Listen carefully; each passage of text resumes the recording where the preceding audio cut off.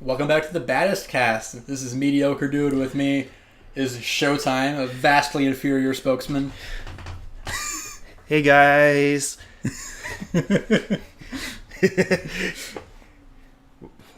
oh, that was it. Yeah. Oh, okay. You're introducing the podcast today. I've never heard of it. This is my first time hearing of this podcast. Yeah. I don't know what we're talking about. Yeah. I'm not sure how I'm going to go about it. What are we talking about? We're talking about the future of video games. Oh. Not simply the near future, a few years from now, perhaps several decades from now, how a shift in the landscape of the entire world affects the need for video games. Okay.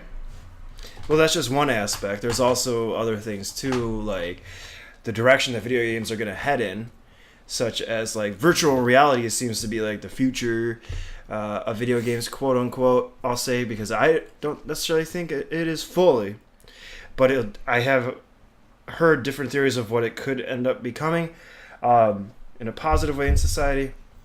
But then there's also mixed reality sort of games. Yes, augmented reality. Augmented that reality. Kind of thing, yeah. Which, like, such as Pokemon Go. Yeah. Is the most perfect example of that. So that's what we'll be talking about today, guys. Mediocre Dude is going to be the leader of this podcast today. I'm just going to sit over here and look in the corner. No, you're a fucking liar. as he turns the same direction, trying to be like me. Trying to mask my body language. It's like looking into a mirror. Seeing a beautiful man across from you. Yeah. And this, hell yeah. The most beautiful man I see across from me right now is Mediocre Dude. What a fucking handsome guy. It's good at Hearthstone. Ladies! Where are all my Hearthstone ladies at? That one really gets the ladies. You got me, man. You got me, man. So that means the ladies must be... Oh, gosh. Slip and slide, sprinklers, waterfalls, swimming pools, summertime. But let's talk about the future of video games. I mean, we can't really talk about the future unless we address the past. So that's true. So first, starting out, obviously Atari. I'm sure there was stuff back in the day. It's just like a lot of like old computer Commodore sort of systems, obviously evolving into Nintendo, like mostly starting up the cartridges. Then it evolves into from cartridges to CD-ROMs. Entering into like the PlayStation era. CD-ROMs. It would actually go. Nintendo 64 went back to cartridge again. Not enough memory. People were pissed. And I'm just some real great games. Yeah, in those cartridges. Arcades. Oh my god, it's a cat! I'm allergic to cats. Goodbye, animal. Leave that in the podcast. This is just a goofy one, you two. You're a goofy. You're a goof. So I mean, it went. We had arcades. You go to the arcades. That was really fun. It was actually how you got out of the house back in the day. That's true. I mean, that was actually since the 80s, like with Space Invaders and all that stuff, and Tron, all that stuff. But that was a thing, a huge thing with video games. You don't really see that very... Actually, there's actually kind of a rise in that right now, but I'll get to that in a sec. A little bit, but usually they're coupled with bars. That is the future of video games. That's it. Podcast over. We figured it out. Virtual Alcohol reality and video games. Virtual reality, augmented reality. In bars. Virtual reality porn. Nice. That's good. That's a thing. And beer in video games. Beards.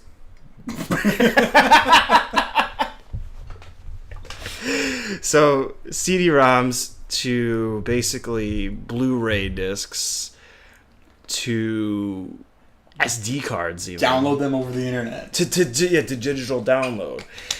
Then virtual reality comes out, because like back before virtual reality came out, I was like, well, what's the next step for video games?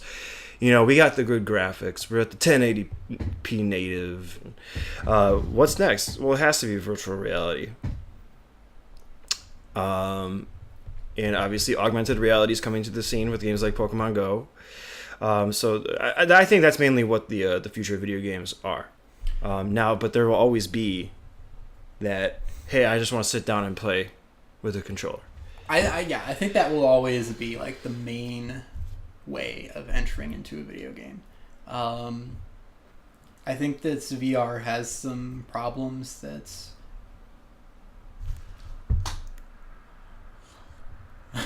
with confidence. I think VR has some problems.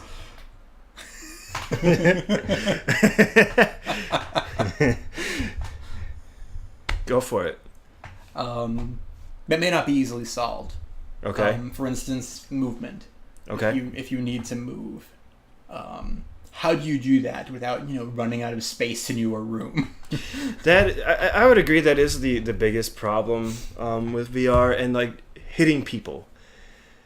Like, kind of like, let's say you're playing with your brother, right? And you were like and you just like pistol whip him just because you don't know where you are. Nintendo, we pioneered this. Pioneered it.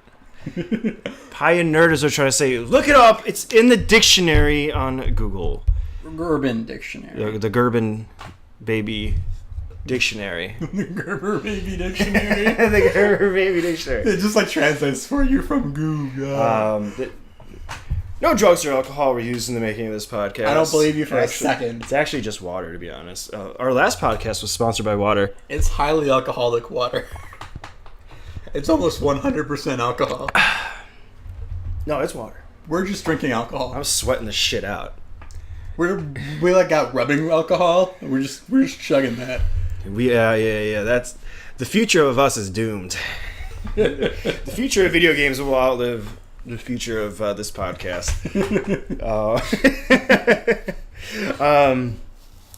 Shit, what the rubbing alcohol is like 1,000 proof. We're just dead. The future of video games is video games tasting like rubber alcohol. Or rubbing alcohol, I should say. But anyways, back to the real shit. Like hitting your brother or your friend or your significant other by accident. Yep. Like, do they have laws in place for that? for battery? Yeah. Would that be considered a battery? No, but like to get real, the Nintendo Wii had those warnings, like be aware of your surroundings. Right. And then the virtual reality is just like it's even more crazy. Like you said, you can't see anything, so that is space is limited. And I think that when I was a kid, I had a dream that I found a place that had this amazing virtual reality, and it was like the most amazing thing to me. I just wanted to see it, and I think that I remembered it so vividly that I didn't realize it was a dream for years. Really? Like I just thought that there was a mall somewhere in like 1994 that had working virtual reality. So and I was just like, why don't we go there all the time? So it was like a false memory, kind of. It really was. Brought to you by a dream. Like I still remember like what it looked like, and like there were like kiosks with these goggles and then a wide space for you to move around in. And we had this VR experience, and it was amazing. And as a kid, I was always like, why aren't we going in there all the time? Interesting. But now that I've grown up, I don't really have any interest in that. I don't know that even if it were like affordable, maybe even if it were common, I don't even know if I would be interested. See, and you bring up a good point right off the bat that we need to address is the cost of virtual reality. It'll go down. It's bound to as computers continue their exponential growth and even display technologies become cheaper. It will be affordable to a mass audience in the long run. But is it desirable? I'm not even sure. Good question. I honestly have not played virtual reality. I have not. I've seen it on YouTube. I see what can happen with it. I would personally love to experience Resident Evil 7. Yeah. If I had the money for it. $400 just to experience that is a little much. And then you got to buy the wands. And who knows? Maybe I'll be eating these words in another 3 years. Well, when it goes down in price. Well, maybe I'll have my first like real amazing VR experience and just flip a switch in my brain and like never want to be in the real world again.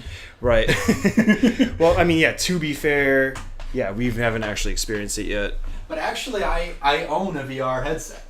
It's right here. Whoa. I own a VR headset. The Samsung Gear thing. It was free when I bought my phone last year. I see, yeah. And I've never opened it. Why not? I don't know. What's the matter with you? I don't know. Yeah, okay, so I'm holding the Gear VR in the box. Is it okay if I take it out? I've never opened it before. Is it okay if I do? I mean, I guess. For this podcast. I know you guys can't see it, but this actually will give us some sort of... An unboxing podcast? Yeah, a visual stimulation. While we're talking. So there very well may be some excellent software for this thing. I've just never tried it. Maybe I should soon. Maybe I'll get back to you on a future podcast about my experiences with VR. I don't know that I feel qualified to speak of the VR experience.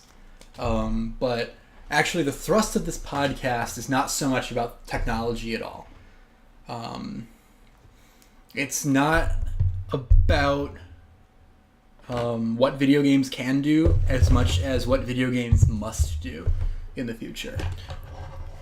Right, exactly. Because, like, video games could expand to, like, multiple things. Always. But is the consumer going to actually, want to be on board with it? Ooh. I see nothing. Because the thing is covered. I think you're supposed to stick your phone in there. Oh, I see. Well, that's pretty neat. Let me take a picture here. I'm gonna put that on the thumbnail. Maybe. Oh. Here it is. So that's what I'm looking at right now. Not the greatest of pictures. And maybe someday the VR headset, as it is now, will become more appealing. For instance, a simple pair of glasses. These things are a little intimidating. Yeah. You've got like the Clockwork Orange thing going on. We're like, this is right. kind of, yeah, totally. I don't know about that. Maybe someday it'll become more accessible just simply because they're less intimidating in that respect. Right. And I was actually thinking that VR's future probably might not necessarily be video games only. Well, like GPS, for example, an easy application. And we were talking about when we were eating lunch. We were having Mexican food, by the way. Burrito, delicious. So good. That's the future of food. Future of food. We were basically talking about how video games can be practical in the work world, sort of in that sort of regard, in education. And I was thinking that it could be used for things like for training, yes, such as nurses, the game Surgeon Simulator. Yep. You do that a serious version of that in VR. To train the employees. I've read about how people or doctors are making dummies, so that people realistic dummies that people can use to practice surgery on, just anatomically correct dummies. And if you could do that in a virtual setting with the same effects, that could be so much more efficient and an amazing thing to let people really hone their skills, in life saving situations. Could be an amazing thing. So video games, it's not necessarily they're not necessarily for fun, but also as learning tools. And I think Nintendo pioneered this. We've touched up on this in prior podcasts. It's not necessarily just updating the graphics. It's more so the way we play games. Right. So the future of video games might not even be just virtual reality. It could just be the way you play it. When we were doing our 1K subscriber bike video, I had the idea, the possible idea of just doing a let's play on bikes. Okay. for instance, we'll be on a bike. We'll have like a trailer in front of us on the bike trail that has like the the console and stuff, right, and the TV, and it's obviously a private track, so we won't bump into anybody or anything. So and we can just focus on riding bikes, and we'll have the game on the big screen on the track, and we'll be on our bikes basically riding and playing and talking, and the camera will have the face cam be on the thing. And what kind of game would you play? Would you play a motion game where you're like you gotta like take out your hands off your handlebars, wave your arms around while you're on the bike? Yeah. So I mean, and it sounds like a joke, but I mean, we're talking the future of video games. This could be a future. It's the way we play it. Like, let's think outside the box. It's not just like what the developers give us. It's what we can make of the games. I'm going past the couch co-op here, sure, so to speak. So that's cool. And you can incorporate the bike in the controls if you need. If you that want. That too. Future of video games. Nintendo Wii has done the Wii Fit. Yep. They can definitely expand upon like merging that. Exercise regimens in video games is a beautiful combination. Space programs probably already have virtual reality. Oh yeah. For training. And you always hear about military. Like, the military. Yep. Military might even have it. Yeah, fuck you. Great minds think alike. My ass. Yeah. God, I'm no greater than this mind. This is bullshit. So even though like we haven't personally tried VR, we've only seen it like on YouTube. And I've heard a lot of people they just want to grab the controller and just play the game. After a hard day's work, they don't want to have to stand up and wail their arms violently around the room just to get the high fucking score in Pac-Man. So, the virtual reality, I feel, will probably naturally steer away from video games unless they can make video games really cool. I know during the E3 they actually had some E3 virtual reality stuff. Yep. Bethesda did like with the Fallout series. Right. Being able to walk around Skyrim, virtual reality. So if you can get off like the wheels, the track, so to speak, where the game takes you where you need to go, and you can actually grab a controller and walk around, and like what Resident Evil 7 does. Yeah. What Resident Evil 7 did is how every first-person virtual reality should be, or for the most part.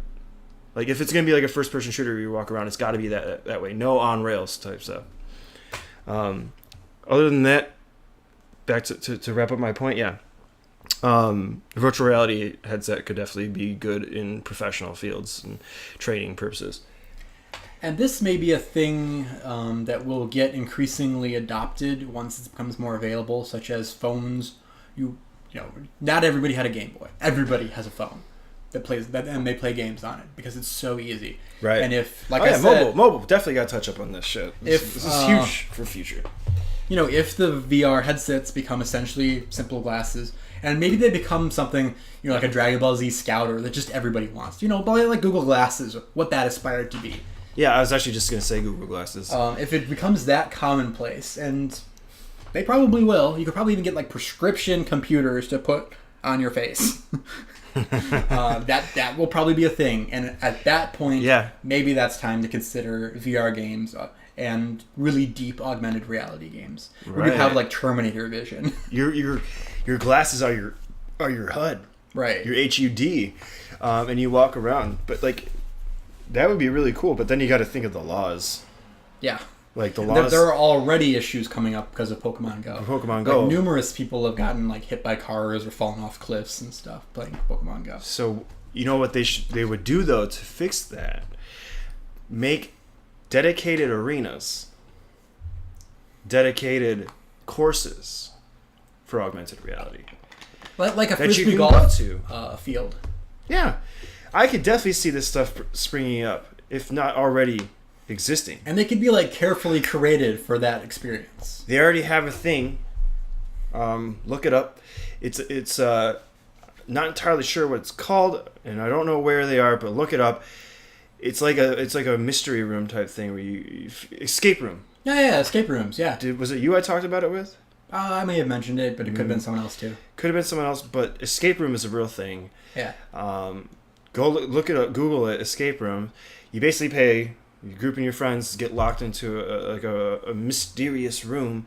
It looks like a mansion room, and your objective is to figure out how to get out. And you have to like solve puzzles. There's a series of puzzles. Yeah, so that's also another like kind of like future-esque thing of video games as well. I mean, it's not digital in any way. It's not really a video game. It's just it's like a in-person game. What I'm trying to tie this into is the HUD glasses. Right. Like that's just an example. Like take the room. The escape room, put on the Google glasses with the HUD, and use that, right, in your quest to get out of the room. Like that's just an example of like, that's the closest thing I can think of that already exists. It's close to what I'm saying. Like build a course where your glasses with the HUD would come in handy. Have like a fake laser gun, right? Well, as long as we're talking about to shoot enemies, technology. We're approaching this, what do they call it? The technology of things, where just everything has technology in it. Everything is connected to the internet, and that's going to only continue to get more and more true. Where virtually everything around you is connected to the internet. It can be connected to your glasses. It can influence you, and like real things can be represented in unique ways during your game. Yeah, anything that actually has Wi-Fi capabilities, anything for the most part, will benefit from this. You could be interacting with your refrigerator in a video game. Everything freaking has Wi-Fi now. Yeah. Right. So like, it's like, yay, honey, I'm on vacation. What are you gonna do? I'm gonna play some augmented reality games with my Google glasses. Oh. Yeah. Yeah, the fridge apparently the new update. to find my. You're just playing Tetris with items from your refrigerator. Yes, find my socks. like the game will hide socks somewhere in your house, and your glasses. I would lose that game every time. It'll be like this thing where it scans your house, and all the distance from the walls, from everything. Like it's a good way of calibrating.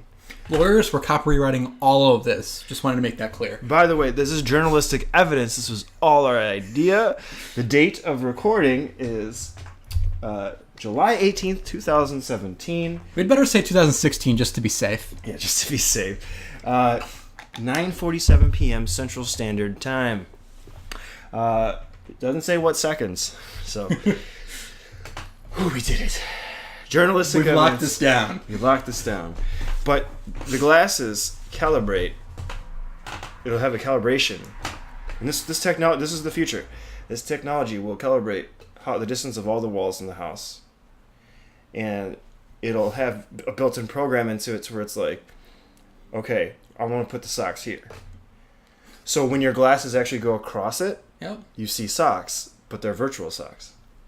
So the game is called... You just run your hand through the field of virtual socks, and it pings and knows that you found them. Exactly, and then it goes to your high score, and and then you see Pac-Man come up, and it goes... And it just goes from there! We did it. We figured out the next step in video games. We did it. See? Finding socks. Just talking about it. That's a skill that I need to improve.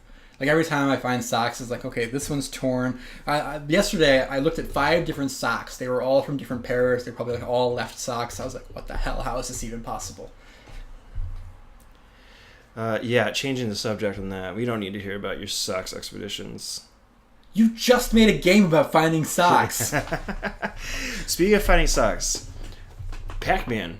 I think I may have heard this been talked about before, but actual augmented reality Pac-Man. You go... This may or may not already exist, so I'm not taking credit for this. It sounds like you're harassing people. You're getting up behind them so you can eat them? I think I may have seen this in a commercial, actually. Like a Bud Light commercial. Okay. I think they did a joke on Pac-Man, so this is maybe where I'm getting this idea from.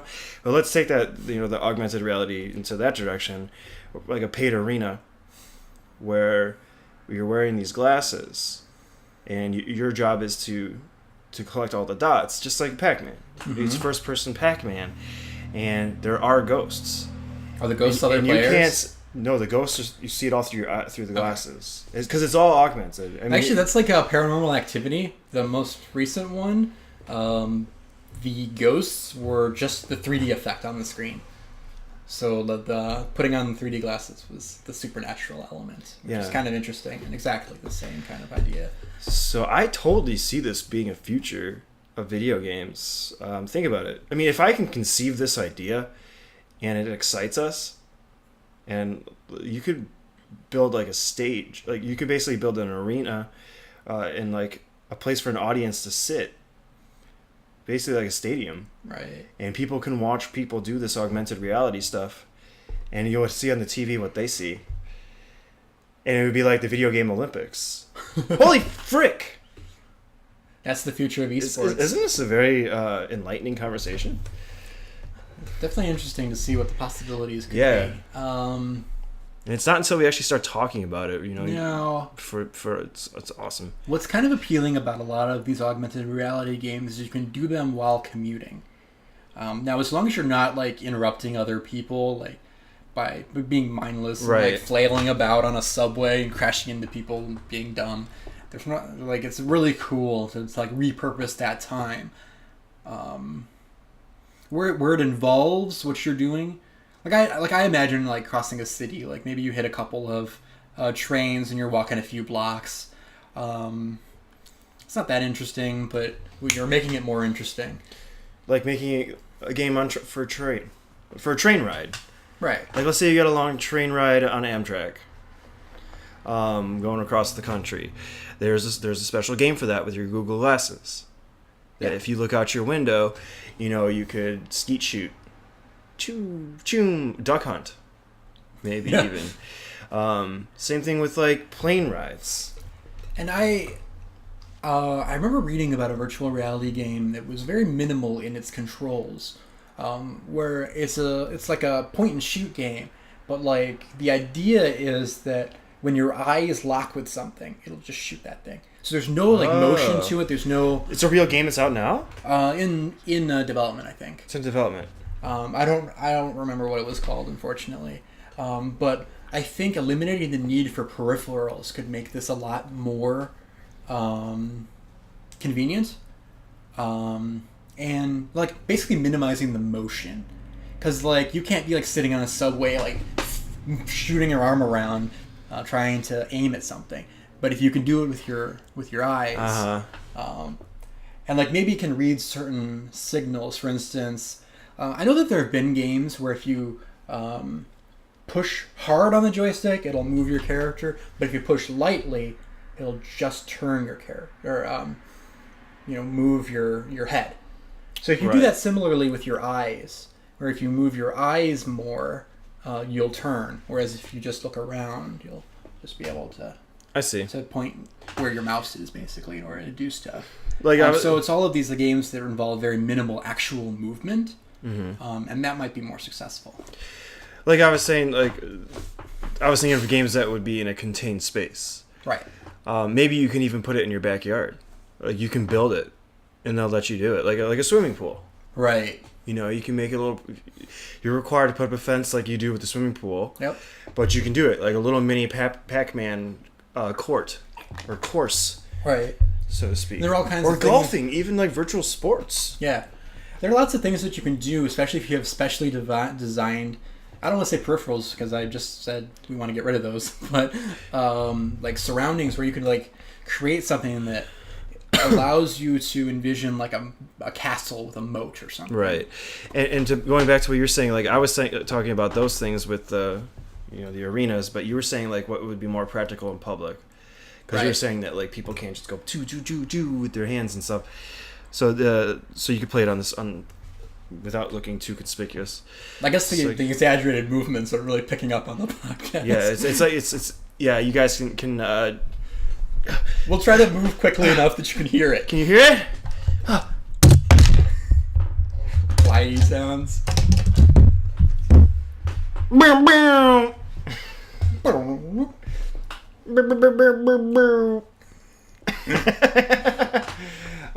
Every time we reach an intelligent thought, we gotta tone it down a little bit with some really dumb thoughts too. Speaking of toning it down, let's go back to reality. Oh. What's the true basically the practical future of video games as of right now? Mobile, probably. I know Quinn Bross is starting a little sub-channel thingy here. He's calling it, where it's just basically the mobile market. Okay. Is he talking about it or just playing mobile games? For the most part, playing mobile games. From what I know, he's calling it the Quinn Mobile, but Quinn Mobile, right? Right. But it can also be interpreted as the Quinn Mobile. Because mobile and mobile are spelled the same. Am I right? Yes, you're not crazy. Yeah, it's pretty weird though. So Batman, he has a car and a phone, both called the Batmobile. Shut up. Just shut up. No, he said Quinn Bross. Please, Mr. Wayne, use your Batmobile. Yeah, get out of my face. Batmobile. Right. Thanks, Alfred. You fucking idiot. You're mispronouncing it. You're embarrassing me for the last time. I can't go anywhere with you. Yeah, this is why we can't have good times anymore. Out in public like we used to. Did we used to? Dirty Alfred. Why are you not so dirty anymore, Alfred? Alfred. Oh, fuck, what were we talking about? Quinn Bross. Yes. He's focusing on mobile games. That is a practical future for video games because a lot more people are into that shit. Yeah. Actually, I've heard that, our generation could be like the last generation to really appreciate console. Whoa. When I think about you, I touch myself. We could be like the last generation to actually really go with the console. I don't know if PC's and going even anywhere. PC. Well, but what I'm saying is that a lot of the younger generations are getting raised on tablets. Right. Mobile games like that. They're going to get used to it. Now, Quinn Bross is he's been streaming mobile games lately. As of right now, like The Rock is like Botman or something like that. It was a Mega Man ripoff. Oh, cool. But like he's playing it on a controller. Okay. So it's almost like turning your mobile device into like a console. But there's those free-to-play games. You can play Hearthstone on your phone. Yep. There's a new generation coming up. But I do find as kids playing it, it could definitely overtake it. Whenever I'm able to play a cross-platform game on like PC or console as opposed to mobile, I usually play it on a PC. But what I'm saying is that could be attributed to our generation. Maybe, but I also think it is more convenient in a lot of ways. So it's actually up to us to teach the younger generation. I don't know that we need to teach it. It's just when they get to a something intuitive and maybe entirely just a personal preference. Well, right now it's just easy to throw your kid a child-proof tablet and be like, here, have fun, and they'll be raised on that. So their way of understanding video games is just the tablet. So there's no harm. Here's a controller, son. You've reached the age. So basically, what I'm trying to say is maybe tablets and mobile games could be like a big entry level gaming. I think that's even been the case for adults, to some extent. Like with Farmville and Candy Crush and perhaps like those kind of games. I'd be interested to see how many people who somehow never played video games through, say, their teens, and then they come upon a mobile game like that, and does it make them jump to all other types of games? Kind of like a gateway. A gateway, yeah. Exactly. I was going to say, like a gateway video game thing. I'm not really huge on mobile games. I know Shondo plays some Walking Dead sort of games like all the damn time. Like, he's actually got 2 phones. One phone is for his, regular phone, and the other one's for his games. Like Walter White with the second phone. Yeah. I can't go a podcast without talking about Shondo. What the fuck? I guess we'll have to get him on one of these times again. It's so fucking hot in this room. It really is. I'm trying to do things to cool myself off. So, I look like Beavis from You look like a condom. I look like TP for my bunghole. I am the great Cornholio. I want TP for my bunghole. Oh, we're losing it tonight. Yeah. Well, it's our last podcast together for a while. For session for a while. Alright, that's enough of that. It actually felt pretty good for my hair. But I don't see myself too much playing mobile games. I will say I've been playing Hearthstone, so that's like basically the only game I really play on my phone. Right. I just have no desire. When I'm home, I usually just game. play it on PC. But I do appreciate when I'm out, and sometimes I am out in Chicago, which leaves me with 3-4 hours of commuting downtime during a day, between taking the train there or taking trains once I'm in Chicago just to get where I'm going. I have a lot of commuting time, so I appreciate having a mobile game that I can play at times like that. But if I'm just lying around in bed, I'm not so sure I would use a mobile device. Right, and I know I understand. I'm not knocking it either. Like I get mobile gaming at the appropriate times to do it. And Quinn Bross is actually he plays Clash of Clans on the channel. Mm-hmm. Like that's kind of like his flagship game in a sense. Like that he likes to play here, or likes to keep going back every once in a while, so to speak. So that's like really popular. A really popular mobile game. It's just I don't see myself doing it. I'd rather. I'm the simple gamer. Where and we should address this too as well. The future of video games is I feel that the traditional sense of video games is going to stay as long as we got our generation to promote that stuff. Yeah, I don't think it's going anywhere. Because sometimes you just want to sit and we even have young kids even that know all the old games too. And when I say young kids, I mean like 18, 19, like some of our subscribers, and it's just like wow, you guys know those games and love those games. Like that's what I grew up with. Like I don't think that television or film is going anywhere. So the need for some form of television, roughly the way we know it now, will always exist. Some form of it, yeah. I get what you're saying. So there will be format wise. Yeah. Mm-hmm. So there will be games for those devices as well. Yeah, good job. He really is drunk. I'm actually not drinking. Drunk on love. I'm drunk on Mediocre Dude's sexiness. Oh my god, it's the sex! Don't take it off, actually. Oh, he's touching his... I didn't. He's touching his mandibles. He's making shit up. His memory glands.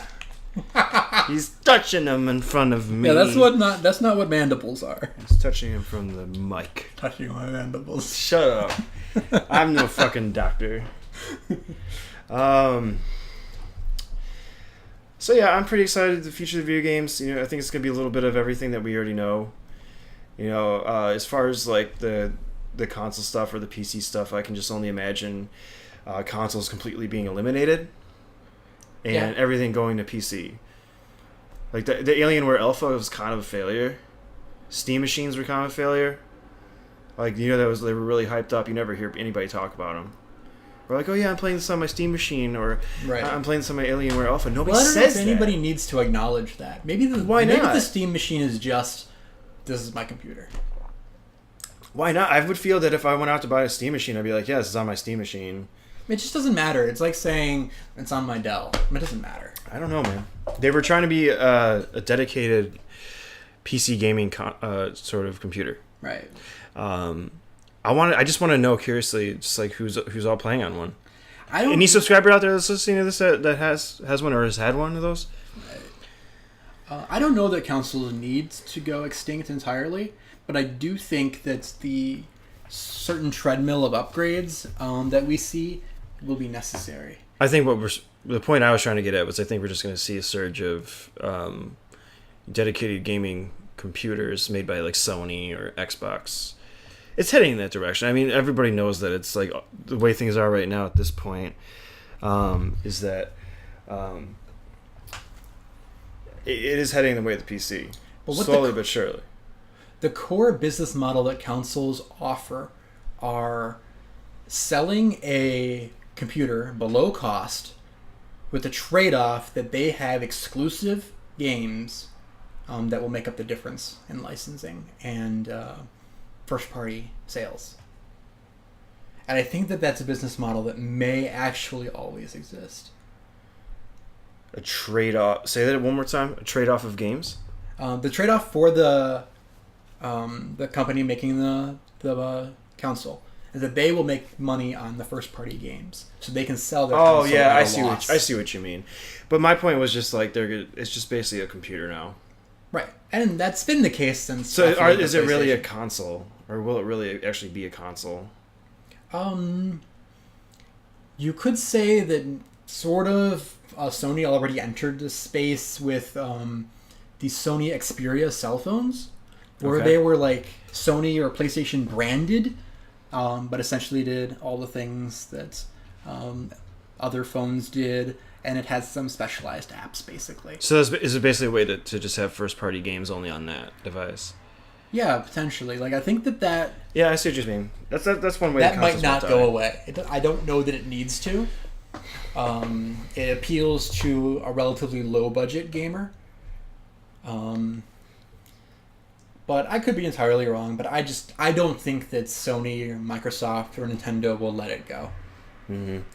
And that can even lead to developing companies, basically making like not quite plug and plays, but their own consoles that just have their, like, let's say Bethesda, for example, makes like a machine, like a little dedicated You're gaming right. computer. That Like, sounds like it could be a real clusterfuck. Though. It could Could happen. you imagine if like 8 different publishers all have their own little machines with their exclusive content? could happen. How miserable would that be for consumers, though? It would be, but it would be more affordable, I think, and it would be services in a sense. But I know what you mean. But it could happen. I mean, if Nintendo could do it. Now, there is another thing, though. You do have competition in the TV streaming space, like Amazon, Netflix, and Hulu. Now, these are platform agnostic. You can use them on a great many things, and they want it that way. But you still have to subscribe to different services to get their exclusive content. And it may be more like that, where they don't care about the device anymore. It's all about the content. Mm-hmm. So, moving forward, I want to talk really quick about indie games and the future of indie games. We've talked about them before in the podcast. Might as well address it since the topic is appropriate. I think in the indie game market, and you can agree, since you're probably you will be going into that yourself, with the super awesome idea that's super top secret. The AAA titles, I feel, could go away over time. So, just because it costs so much money to make, and a game company can easily tank if they release their AAA title and they don't get their money back or make even a profit. So that's going to leave it open for all the indie developers to come in and swoosh in and just make cheap games. And I think the direction, just to finish my point, and then is basically just based on that sort of theory, indie games could take over in the future. Now, it could be that the budgets of AAA games, as we know it, like the difference in budget between indie and AAA will not offer as big a difference in quality as it does now in terms of graphical fidelity or scope or anything like that. It may be possible for smaller teams to do as much as they do now in the future once technologies develop, and it may be entirely possible that people reuse assets more. Like, you mean like the assets that AAA companies use that are so expensive now can be cheap later? Possibly. That indie developers will be able to utilize, like make like a Dead Space game Potentially. at an affordable price. What I mean is, like, if you look at indie games now, like some of the top quality indie games now would have been AAA games 10 years ago in terms of their That's a good point. standards. So And it's it will like, continue yeah. to happen until there's a negligible difference. Yeah. There's not much more that a AAA studio could even add. Having said that, It's still indie game. AAA studios have thousands of people, and Right. it's just that the workloads are Ubisoft. the workloads for which, even with thousands of people, workloads per person are still enormous by many accounts. Yeah. That maybe just the sheer number of people is going to be the main difference. Right. But the access to resources may get less significant. So basically, what you're saying is that we're gonna kind of see like an equilibrium between AAA and indie games. The distinction just may not be important. Okay, I still think that there's always gonna since there's now it's very easy to access the market now. It seems Right. for indie games, and so even though AAA games may not come out, a lot of closing doors will happen with development studios. We can always count on, the indie teams or the regular person that's super talented enough to be able to make like awesome games that are lovable, affordable, like the $10-15 range. That's so awesome, and just like quirky ass weird games. So it's almost as if like there will always be an abundance of games, of new sort of games. I mean, look at Battle Blocks. Or Battle Block Stars, I think it's called, and then Don't Starve, like those like simple titles, or even Undertale. Right. Like the cool thing about the indie titles is that you can represent them to be like old school style, like looking. Yeah, a lot of people have liked those throwbacks. So I mean, even if like AAA teams do have to like shut their doors, and we see like a decline in the amount of development teams that can make that stuff, aka like Santa Monica Studios. God of War series, like there might be just like a couple studios left, like Nintendo. Yeah, I don't know that AAA studios will need to go anywhere, but I think that right now there's a large gap. There's like indie, relatively small company, and then huge companies. There's no mid-tier.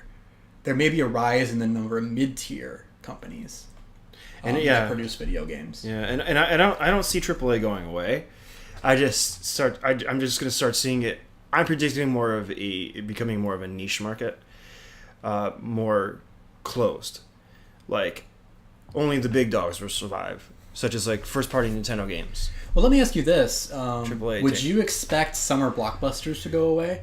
Summer blockbusters like Killing Floor 2? Oh, I mean in terms of movies, even. Oh, do you think Hollywood is going anywhere? Do you think that indie films could ever supplant Hollywood? I see. Because this is a very similar notion. They are very similar, and I'm not I'm not too well versed into that market, like movies. But I think it's safe to say, like my opinion is that they're really different, and I feel that people will like a lot more people would prefer an awesome indie game that hits the spot over some overproduced AAA game. Whereas in Hollywood, it's just the opposite. It's more mainstream. You think so? I think they're very comparable. I feel so. I also think that because of marketing and the strength of AAA franchises, there's much more awareness for them and much more continuity. If you just look at a sea of indie releases, you just have no idea what's what. Mm-hmm. That's true. It's just mostly word of mouth is how you figure it out. And certainly a great many indie games have accomplished great reputations, even rivaling those of AAA games. Yeah. But they're few and far between compared to the sea of just indie games, like more than you can imagine. Interesting. So we're not fully seeing eye to eye, but our different views kind of come together in an odd way. So very cool. So yeah, that's those are my thoughts on the indie. But as the future, indie companies perhaps gain more funding and power, they could have those advertising pushes that could strengthen their market share. And then interesting. And then also even become AAA developers themselves. Well, over I think time, right? But I think the reason AAA has its stature the way it is right now is that there are so few, and if there were so many of them, it would just kind of lose that distinction. They'd just be, video game companies, and that's fine. And that would actually be the rise of the indie games would make up the middle class that you were saying, right? The mid tier. There's the indie games would be the low end of the tier just because they're budget games for the most part, and then the mid tier would be the indie games, and the low tier that became popular, and now these indie developers now have the resources to make better indie games. Is it an indie game anymore? It's mid tier. Yeah. Now this indie developer has a team. I don't know. And It's an interesting. It's The a very. It's issue- a very vague. It's a very gray area. I feel. the issue may be publishers, that there must be these mid tiers right now, but I think what happens is they need to partner with AAA publishers.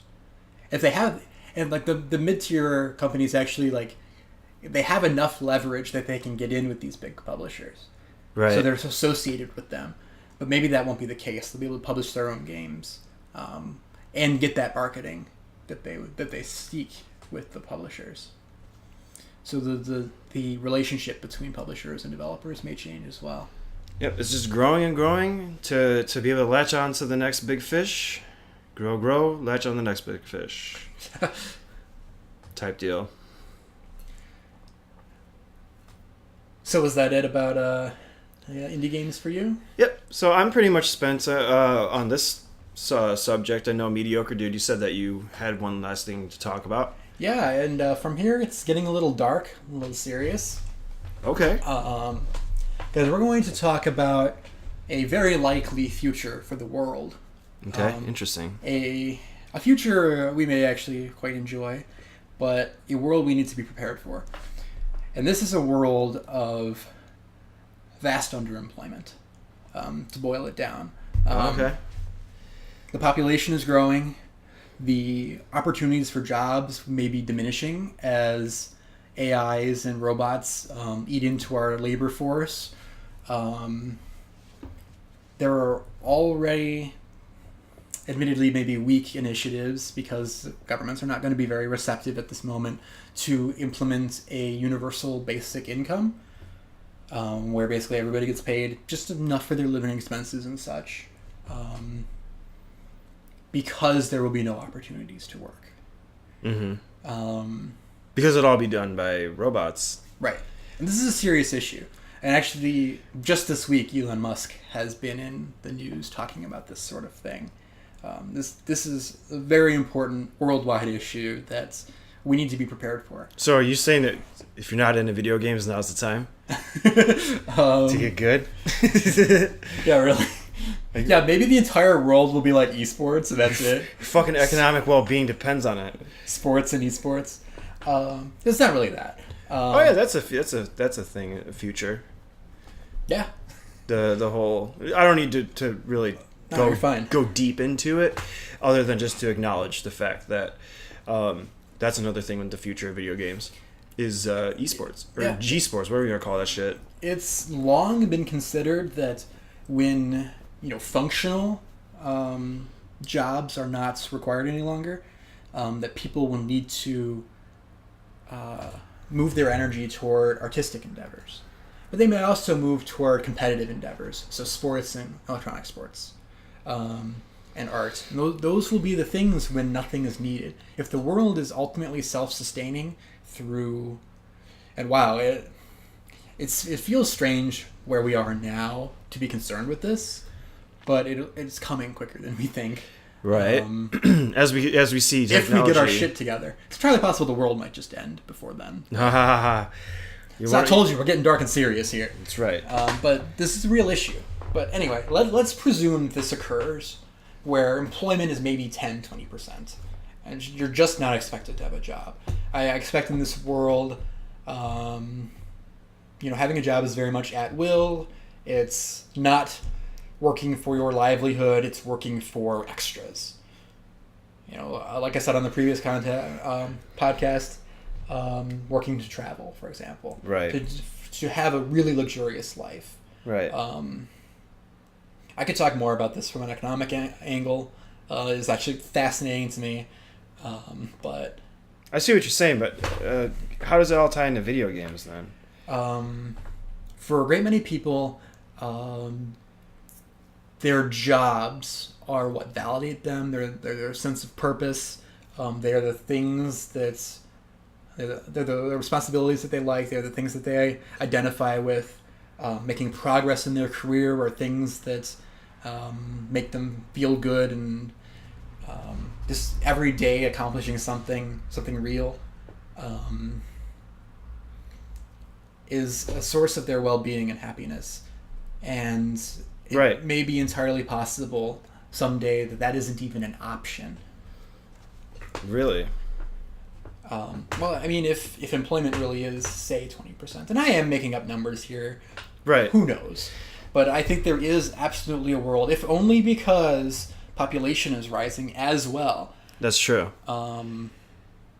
that it will not be reasonable to employ everyone. And what do you do for those people to feel that validation? Like, basically, like, why am I alive? Right. That reward. So I think that video games, and they could be virtual reality, but I don't think that they need to be really, can be a way to provide that validation. Right. And I think that this is a very important thing to do, and to do carefully. Yeah, I see what you're saying. So, is it more just so as a recreational thing to feel validation? Like, hey, I don't have a job. I don't need a job. What do I do with myself? I've done everything I want to do. I don't have the ability to feel like rewarded for my efforts. Let's play some video games. Is that what you're saying? It's like I don't have the money to do anything Okay. with my life, but I don't have the opportunity to make that money or to feel that validation in any other way. Mm-hmm. So almost the entirety of your life may be lived in this game. Interesting. And then think of how the future of video games will be, of how we'll be playing them and how that can change things. I think that this could be accomplished with the technology that we have now. Of course, we still, like we talked about in the previous podcast, I really do see this in a way as two sides of the same coin, where some of the things that were destructive from video games that we talked about previously are actually very creative now, in a world where we don't have that rat race going on. I see what you're saying. So video games, virtual reality will play a huge role, basically, in getting that life validation, that sense of purpose in life. Yeah, just like because a lot of people do depend on their jobs for satisfaction. Right. Like to feel validated, like you said. So yeah. So people may get that feeling from video games. And that video games really need to be able to provide that. And they need to be, I think, like we were talking about the stigma to video games right now. I think that stigma will need to be removed because it will be so necessary and accepted at that point. At that point, it would make more sense, like, for that to be removed. Yeah. Or else how would it function? Or else how would this world function? Right. The majority of people, and maybe there's like some upper class that are basically revered as like these weird aristocrats, but these are like the best people in the world. You know, these are the people running the world. Yeah. And hopefully they're benign. Yeah. You know, these are like today's academics and researchers and CEOs and the most powerful people in the world. Correct. But I also think about how if your responsibility is more than building a game, it's building a life for somebody. Interesting. This is very interesting stuff here. Who would be involved in that? You know, now we're talking like past augmented reality. Oh yeah. We're talking beyond that shit. We're talking like alternate reality. It's like fuck. You know, right now video games are firmly in the sector of just entertainment. But at some point they may cross over into valid science. That's what you're saying. And we kind of touched up on that with VR. Right. Being a tool for training. Yes. It's fucking crazy, dude. But if you have the people who today are like PhD researchers, these kinds of people, carefully studying what people respond to make like the perfect video game to live in and to feel the most alive, as it were. What could they accomplish if they took on that task of building a perfect life for people? And what good could come of that, even? Right. But I think that there are some pitfalls that if this isn't approached thoughtfully, it could be very destructive as well. Porn. porn's coming with that. That's fine. Porn is coming. That's fine. That is the least of my worries. That's the elephant in the room, guys. That's fine. Porn doesn't bother me at all. Porn will always be there. Porn will always be hanging out. Porn is just like the, that friend that nobody wants around, like Jerry from Undertale. Hey now, what if you had a video game where you could have like virtual sex with anyone in the world? See? Oh my gosh. Mediocre You Dude. started it. Mediocre Dude is a genius. July 18th, 2017. Dude, 10:32 p.m. We are coming up with some good stuff here. Oh my god. And we are Sober Sally's.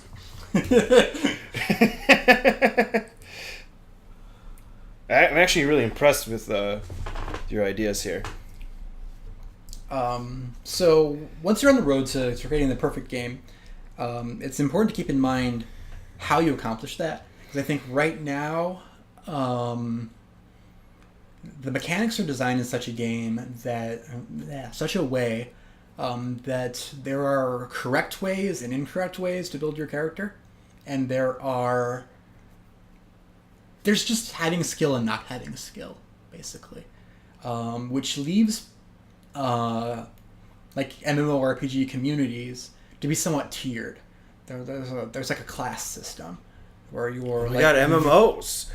Well, this is exactly what this is. In this reality that you're speaking of. Yeah.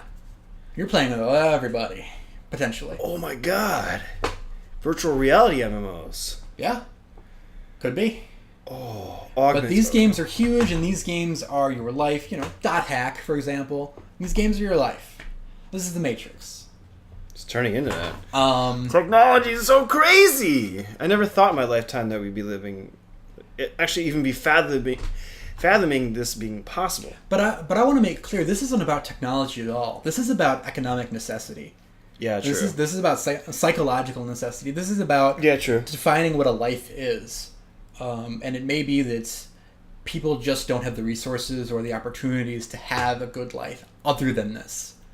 And, like, do we say if you can't do this, you basically can't live?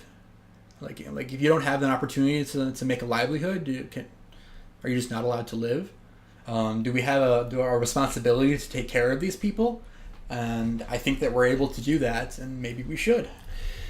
We got to make sure that we put it in the hands of the right people, because it could definitely be used. It's very dangerous. Could be definitely used for evil. Like, imagine people that get a hold of those programs and can just really fuck with people's minds. Oh yeah. Or maybe even could actually physically hurt them. But that's why I think that it needs to be something that branches out well beyond the entertainment video game industry that it is in now. Something that branches into academia, perhaps even government involvement. If that would be beneficial, not sure. But what I'm saying is some of the brightest minds in the world will be involved creating lives for people who otherwise would have none. Mm-hmm.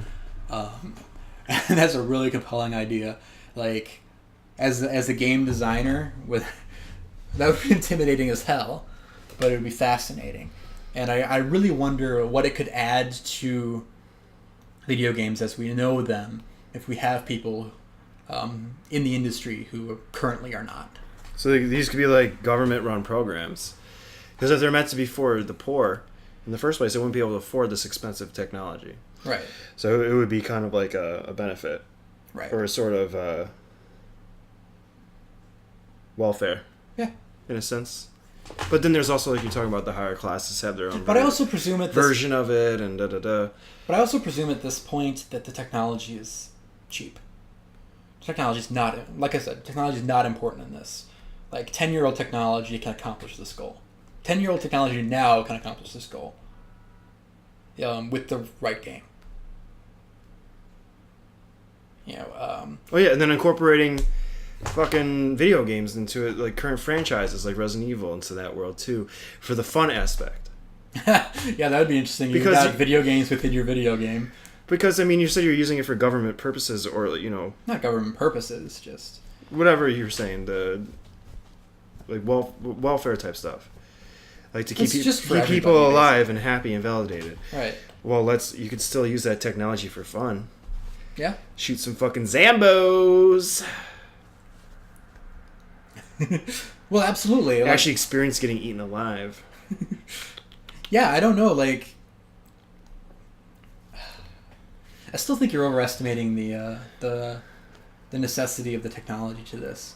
Because I think that with some modifications and accountants for the way people respond to these things, EverQuest would work. EverQuest 15 years ago could work for this. Mm-hmm. Although you do need to make probably more content in a way. You need to really explore the idea of user-generated content as well. But this is a social ecosystem made by players to live their lives in a virtual space.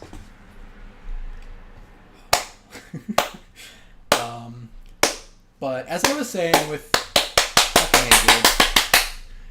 Bravo! As I was saying with the problem of players falling into classes, development can't be linear and limited in the way that they are now. Like, if you put enough time into World of Warcraft or Final Fantasy, you can do everything. You can have all of the stuff. You can be the best. You can have all the things.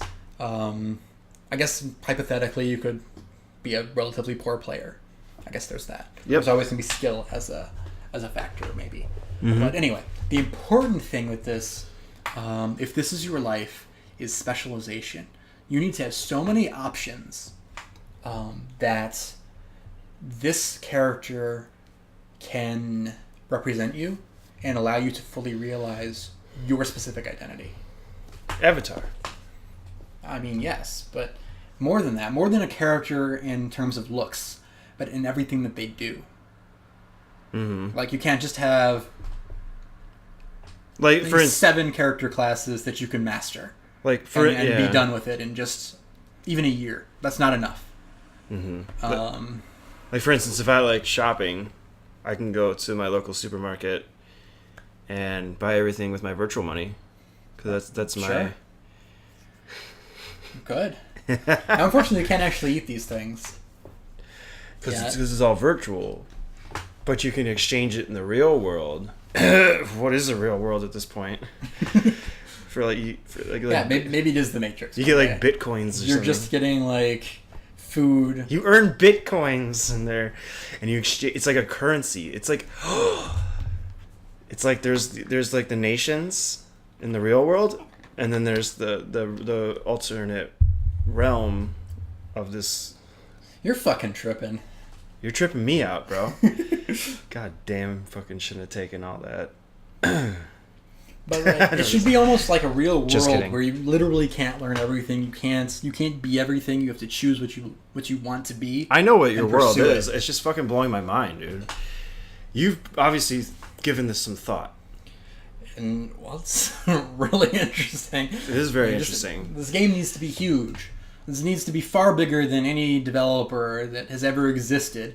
It'd have to be probably bigger than all of the developers combined could do right now. I can't believe to make this what it needs to be. Did you hear this from somewhere, or is this all coming from you? It was mostly me. Damn, it's crazy, man. It's just applying the knowledge. Really smart. That. I think a lot of people should fucking hear about this. July 18th, 2017. Yeah.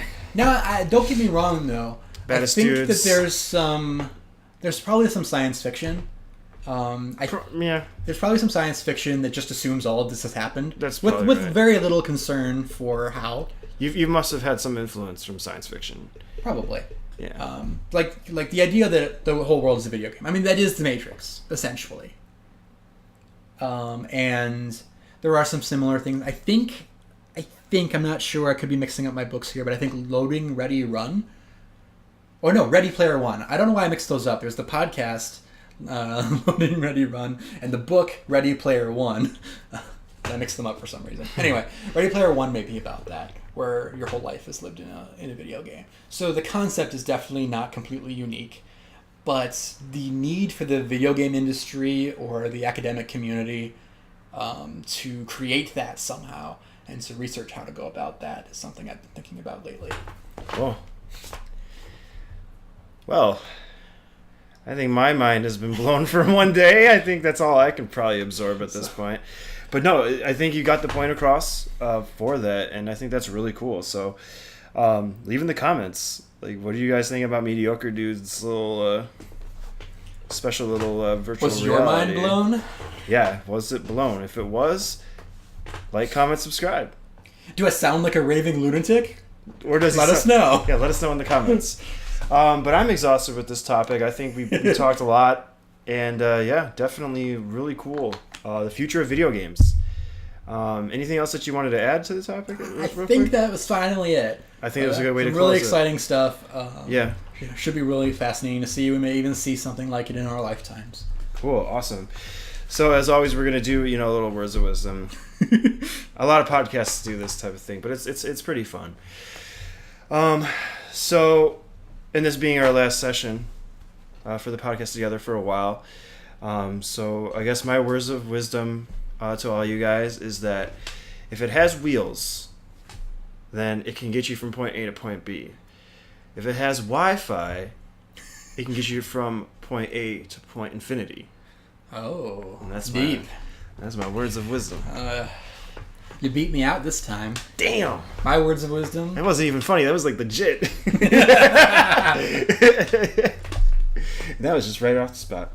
Clubs before diamonds, but hearts before spades. Mine is already blown, and now you're just ripping my brain to shreds. All right, guys. That was the future of video games podcast. Our thoughts and possible happenings that will happen in it. Thanks a lot for listening. Again, this has been the Baddest Cast episode or podcast number 8. Have a good one. See you in virtual reality. Yep. Later, guys.